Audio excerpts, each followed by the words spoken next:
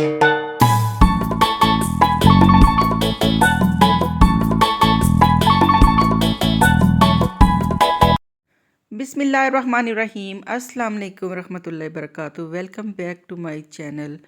कैसी है मेरी यूट्यूब फैमिली? मेरी रब से दुआ है कि अल्लाह ताला आपके दिल की हर जायज़ ख्वाहिश पूरी करे।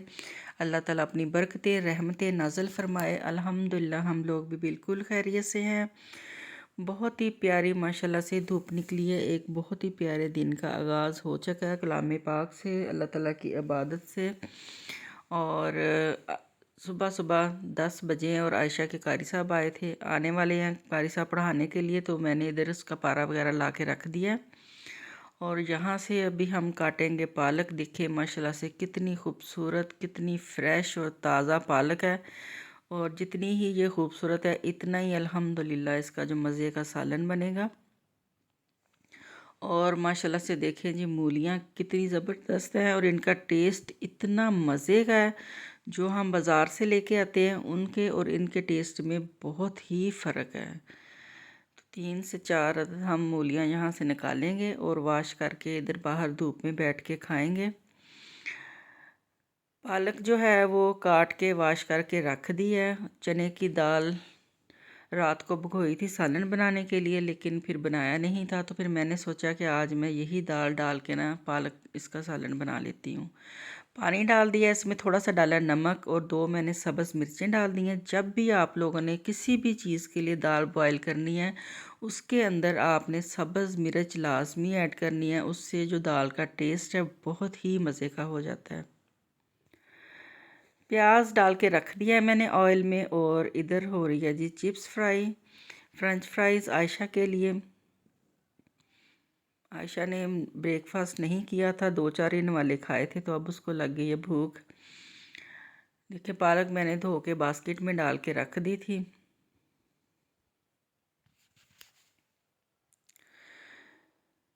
प्याज के अंदर मैंने थोड़ा सा लहसुन और टमाटर डाल के इसको अच्छी तरह से मैंने भून लिया। फ्रेंच फ्राइज़ जो सिंपल मैं बनाती हूँ तो मैं पहले इसकी आंच जो है वो स्लो कर देती हूँ, 7-8 मिनट तक स्लो आंच पे पकने देती हूँ। उसके बाद फिर इसकी मैं आंच फुल कर देती हूँ। 3 से 4 मिनट तक फुल आंच पे इसको बनाती हूँ तो इतनी मज़े की क्रिस्पी क्रंची फ्राइज़ जो है वो रेडी होती है। इधर जो हमारा प्याज था वो भी रेडी हो गया, पानी का इसमें छींटा डाल दिया। अब इसके अंदर नमक, लाल मिर्च का पाउडर और हल्दी डाल के इसका जो मसाला है वो हम रेडी कर लेंगे।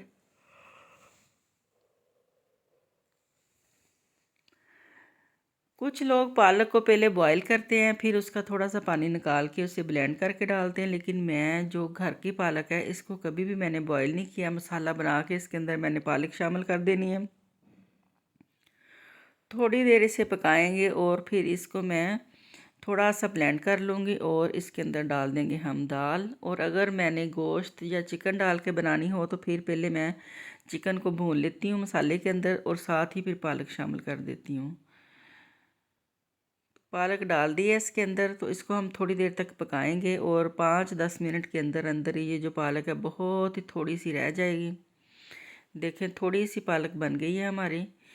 और इसके अंदर हम दाल शामिल कर देंगे और फिर इसको पकाएंगे अच्छी तरह से।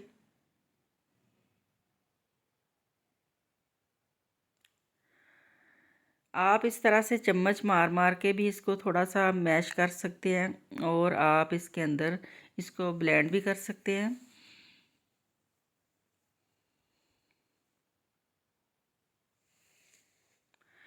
जो घर की बनी हुई पालक है या घर में हम सब्जियां वेजिटेबल लगाते हैं वो इतनी मज़े की बनती हैं। उनका जो टेस्ट है बाज़ार की सब्ज़ी से 100 गुना ज़्यादा बेहतर है।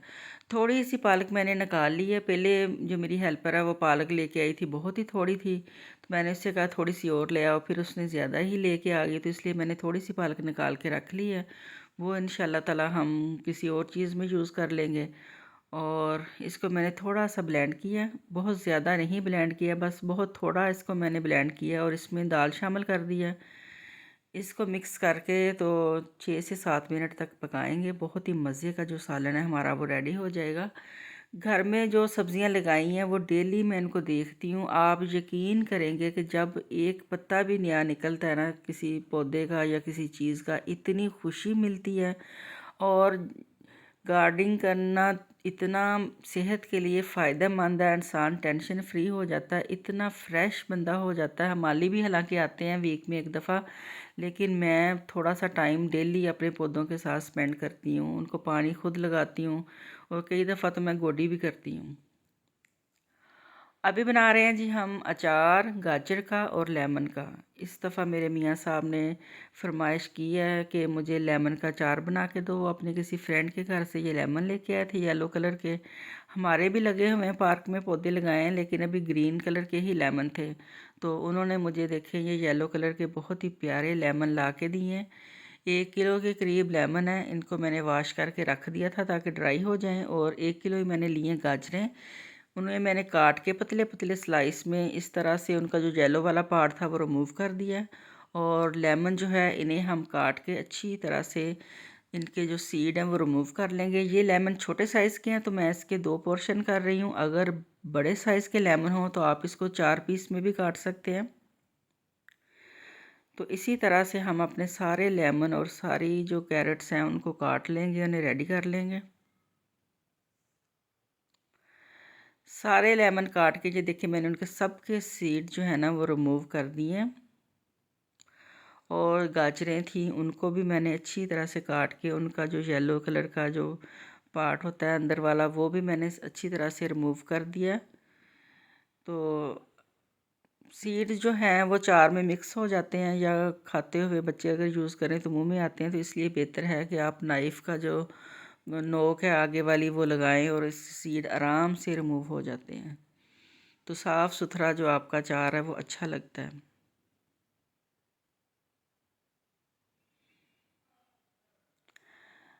लेमन भी जो देसी लेमन होते हैं उनका अपना ही टेस्ट होता है, लेकिन देसी लेमन जो है वो अवेलेबल नहीं है। मैंने भी एक पौधा लगाया था लेकिन वो सही तरह से चला ही नहीं है और अब तो वो ड्राई हो गया है। और ये जो चाइनीज़ लेमन होते हैं वो लगाए हुए हैं हम लोगों ने। कैरेट्स देख ले माशाल्लाह से इनका कितना खूबसूरत कलर लग रहा है। कैरेट्स का अचार बच्चों को बहुत ही पसंद है। और ये देखें इसके अंदर आम का अचार हमने पहले से डाला हुआ था और इसमें काफ़ी ढेर सारा मसाला है, इसलिए मैं इसके अंदर मसाला और नहीं डालूँगी। मैं सिर्फ इसमें नमक शामिल करूँगी क्योंकि हमने 2 किलो के करीब ये चीज़ें इसमें शामिल की हैं। उस हिसाब से मैं इसमें नमक थोड़ा सा जितनी ज़रूरत होगी वो ऐड कर दूँगी। अगर आपने नए सिरे से अचार डालना है तो फिर आप इसके अंदर 1 टेबलस्पून भर के सौंफ पिसी हुई, 1 टेबलस्पून भर के मेथरे थोड़े से दरदरे पिसे हुए, 1 टेबलस्पून भर के ज़ीरा और कलवंजी और थोड़ी सी राई वो शामिल कर सकते हैं। लेकिन मैंने पहले जो चार आम का डाला हुआ था उसी के अंदर इसको शामिल किया और पहले ही मैंने इसके अंदर मसाला डाल दिया था ताकि आइंदा हमें जो भी कोई चीज़ इसमें शामिल करें तो हमें मसाला और ना डालना पड़े। सिर्फ मैंने 1.5 टेबलस्पून इसके अंदर नमक शामिल किया है और इसको अच्छी तरह से हम मिक्स कर लेंगे। ऑयल भी इसके अंदर देखें माशाल्लाह से काफ़ी सारा है, लेकिन 1 पाव के करीब थोड़ा सा इसमें और ऑयल जाएगा ताकि ये जो हमारे लेमन है और कैरेट्स हैं अच्छी तरह से डिप हो जाएं। तो बहुत सारे लोग हैं जो सिरके में अचार बनाते हैं, लेकिन मैं हमेशा सरसों के तेल में अचार बनाती हूँ। अल्हम्दुलिल्लाह हमारा सब्ज़ मिर्चों का और आम का जो अचार है बहुत ही मज़े का बना हुआ था और इंशाल्लाह ये भी बहुत ही लाजवाब बनेगा। और असर का टाइम हो गया, असर की नमाज़ पढ़ के फ़ौरन ही आयशा को होता है कि मम्मा चलें वॉक करके आएँ और साइकिलिंग करें। तो फिर इसके साथ मैं बाहर जाती हूँ ताकि ये साइकिल चला रहे हो, चलो मेरी थोड़ी बहुत वॉक हो जाए। तो हम जा रहे हैं जी बाहर वॉक करने के लिए। मेरा आज का जो व्लॉग है यहीं तक था। उम्मीद आपको अच्छा लगा होगा। वीडियो अच्छी लगे तो लाइक शेयर ज़रूर कीजिएगा और चैनल को सब्सक्राइब कर लें। नेक्स्ट वीडियो तक के लिए मुझे दीजिए इजाज़त। दुआ में याद रखिएगा। ज़िंदगी सेहत रही तो इंशाल्लाह कल एक नई वीडियो के साथ हाज़िर होंगे। अल्लाह हाफिज़, बाय बाय।